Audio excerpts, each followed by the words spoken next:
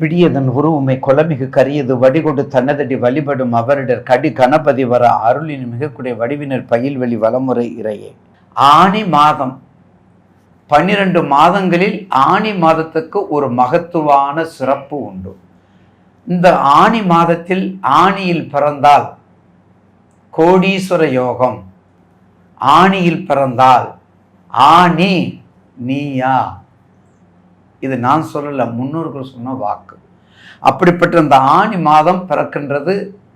இறைவனை, குறிப்பாக கூத்த பெருமானை, நம் குறையெல்லாம் தீர்க்கக்கூடிய நடராஜ பெருமானுடைய 2 மிகப்பெரிய திருமஞ்சனத்தில் இது முதலாவதாகவே உள்ளது. அது ரொம்ப சிறப்பு.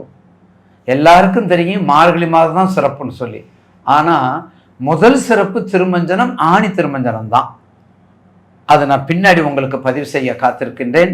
இந்த ஆணி மாதத்தில் முக்கிய நிகழ்வுகள்: ஆணி 17ஆம் நாள் ஆணி திருமஞ்சனம், ஆணி 20ஆம் நாள் அதான் 4/7 சக்கரத்தாளர் ஜெயந்தி, ஆணி 26ஆம் நாள் குரு பூர்ணிமா.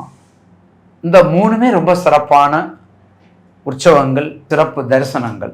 இப்படிப்பட்ட இந்த ஆணி மாதத்தில் 12 ராசிக்குரிய பலன்களை சுருக்கமாக, நேர்த்தியாக, அதனுடைய தடையை நீக்குவதற்கு 12 ராசிக்குரிய பலனை இப்போது பதிவு செய்ய காத்துள்ளேன். அடுத்து நாம் காண இருப்பது காலபுருஷனுக்கு 4ஆம் இடம் கடகராசி. கடகம் அடக்கம், கடகம் ஆராய்ச்சி, கடகம் விவேகம், கடகம் பாசம், எல்லாத்துக்கும் பங்கு வரக்கூடியவர் நீங்கள் தான். அஷ்டமத்தினுடைய தாக்கத்தை முடிச்சிருக்கிறவரும் நீங்கள் தான். எல்லா நிலையிலையும் எல்லாத்தையும் இழந்தவரும் நீங்கள் தான். அப்படிப்பட்ட உங்களுக்கு இந்த ஆனி மாதம் உங்கள் ராசிநாதன் பாருங்கள், உங்கள் ராசிநாதன் இந்த மாதத்தில் உங்கள் வீட்டை பார்க்குறார். இந்த மாசநாதன் கண்டிப்பாக 7ஆம் இடமா உங்கள் வீட்டை பார்க்குறாரு. அப்போ உங்கள் வீட்டை 7ஆம் இடமா பார்க்குறாரு மட்டும் சிறப்பு இல்லை, உங்களுடைய நட்சத்திரத்தில் பார்க்குறாரு. அது மிகப்பெரிய சிறப்பு. உங்கள் நட்சத்திரத்தில் பார்க்குறாரு. அப்போ திருவோண நட்சத்திரம் யார்? உங்களுக்குரிய நட்சத்திரம் இல்லைங்களா? அப்போ உங்கள் நட்சத்திரத்தில் உங்கள் வீட்டை பார்க்கும்போது இந்த மாதத்தில் ஒரு சுபிட்சத்தை ஏற்படுத்தக்கூடிய வாய்ப்புகள் மிக அதிகம். இந்த மாதம்னா என்ன மாதம்? ஆனி மாதம். இந்த மாதம் என்ன மாதம்? ஆனி மாதம். அப்போ கடகராசி நேயர்களுக்கு சொல்லும் வில்லும் செயலும் எப்போதும் அவங்களுக்கு ஒரு உணர்வு பூங்கான இடமாக மாறும். எப்போதுமே ஜெயிக்கணும், தோல்விலேயே தோண்டு வந்துட்டுமே அப்படிங்கிற உணர்வோடு இருந்து கொண்டு நொந்து நூலாய் இருப்பார். அப்படிப்பட்டவங்களுக்கு இந்த ஆனி மாதம் நிச்சயமாக ஒரு நல்ல மாற்றத்தை கொடுக்கும். எதுவரையும் இந்த 8-9 அதாவது ஆகஸ்ட் மாதம் வரையும் நீங்கள் ஃப்ரீயாகவே இருக்கலாம்.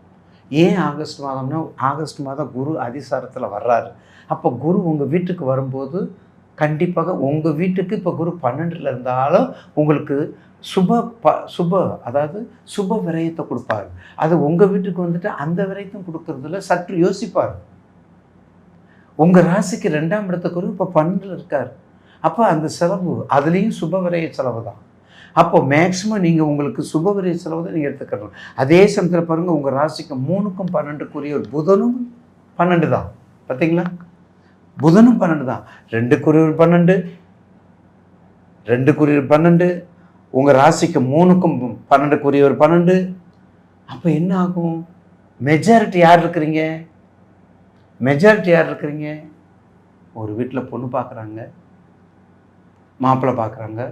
மாப்பிள்ளை பார்க்குறதுக்கு அப்பா இருக்கார், கஷ்டப்பட்டு சம்பாதிக்கிறாரு, படிக்க வைக்கிறாரு, பெரிய பெரிய படிப்பாக படிக்க வைக்கிறாரு. ஆனால் திருமணங்கும்போது அம்மாவும் மகளும் ஒன்று சேர்ந்து கொண்டு அப்பாவை நிந்திக்கிறாங்க. அப்படி காலம். ஏன் நிந்திக்கணும்? எதுக்கு நிந்திக்கணும்? அப்படியே மாறிடுது, அந்த கல்ச்சர் மாறிடுது. எப்பா நீங்கள் படிக்க வச்சிங்களப்பா, இன்னி அடுத்து யார் அலைன்ஸ் பார்க்கணும்னா அம்மா சொல்கிறது கேளுங்க அப்படின்னு அவளே சொல்கிறான். அப்படி காலங்கள். நீங்கள் சம்பாதிக்கிறது தான் உங்கள் வேலை. அதே மாதிரி சம்பாதிக்கக்கூடிய தகப்பன் சூரியன் எங்கே இருக்காரு? 12. அப்போ சுபவிரயமாக மாற்றிக்கொள்ளுங்கள். அப்போ உங்கள் ராசிக்கு 12க்கு 3க்கும் 12க்குரியவரும் 12. அப்போ மெஜாரிட்டியாக இருக்கிறது யார்? அவங்க தான். அதனால தான் இந்த கடகராசி நேயர்களுக்கு கொஞ்சம் கவனமாக இப்போ ஃப்ரீயாக இருங்க. 8வது மாதம் வரையும் ஃப்ரீயாக இருங்க. 8வது மாதத்துக்கு மேலே ஒன்றும் பிரச்சனை இல்லை. 8வது வரையும் நீங்கள் ஃப்ரீயாக இருங்க. 8ஆம் மாதம் வரையும் 8ஆம் கனியை பற்றி நினைக்காதீங்க. உங்கள் தொழில் நவதானியம், கடல், வெள்ளை சம்மந்தப்பட்டது, முத்து சம்மந்தப்பட்டது, நீர் சம்மந்தப்பட்ட அனைத்து தொழிலும் எல்லாம் உங்களுக்கு தயவு செய்து. ஏன்னா இப்போ தான் மறுபிறவி எடுத்திருக்கிறீங்க.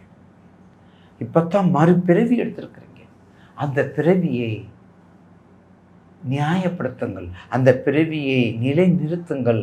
அப்படி நிலைநிறுத்தினால்தான் கண்டிப்பாக இந்த ஆனி மாதத்தில் உங்களுக்கு கொஞ்சம் சறுக்கல் எல்லாம் குறைஞ்சு நிச்சயமாக ஒரு நல்ல ஒரு வாய்ப்பே கிடைக்கும் என்பதில் மாற்று கருத்து அல்ல.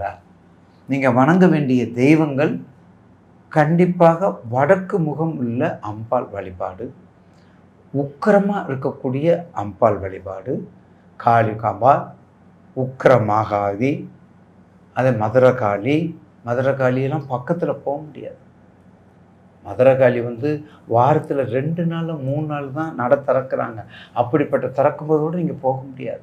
அப்படிப்பட்ட மதுரகாளி தேவியை வழிபடுங்க, அகோர வீரபுரத்தை வழிபடுங்க. இப்படியெல்லாம் வழிபட்டு வந்தால் நிச்சயமாக கடகராசி நேயர்களுக்கு இந்த ஆனி மாதத்தில் ஒரு மகத்தான மாதமாக மாறும் என்பதில் மாற்று கருத்து அல்ல. ஒன்றும் நீங்கள் செய்ய வேண்டிய தொழில் மட்டும் தயவு செய்து வேறு இதுக்குள்ள போய் என்ட்ரி பெறாதீங்க. நீங்கள் செய்ய வேண்டிய தொழில் வேறு என்ட்ரி பெறாதீங்க. உங்களுக்கு வேண்டியதை ஏற்கனவே நான் பலமுறை உங்களுக்கு அறிவித்து சொல்லி, தெரிந்த தொழிலை விட்டவனும் கேட்டான், தெரியாத தொழிலை தொட்டவனும் கேட்டான். உங்களுக்கு என்ன தேவை? இல்லை சார், நான் கான்ட்ராக்ட் எடுத்து நடத்தணும், நான் கமிஷன் எடுத்து நடத்தணும், நான் புரோக்கர் வேலை பார்க்கணும் அப்படின்னு தயவு செய்து போயிடாதீங்க. ஏன்னா நீங்கள் கஷ்டப்பட்டு ரத்தத்தை சிந்தி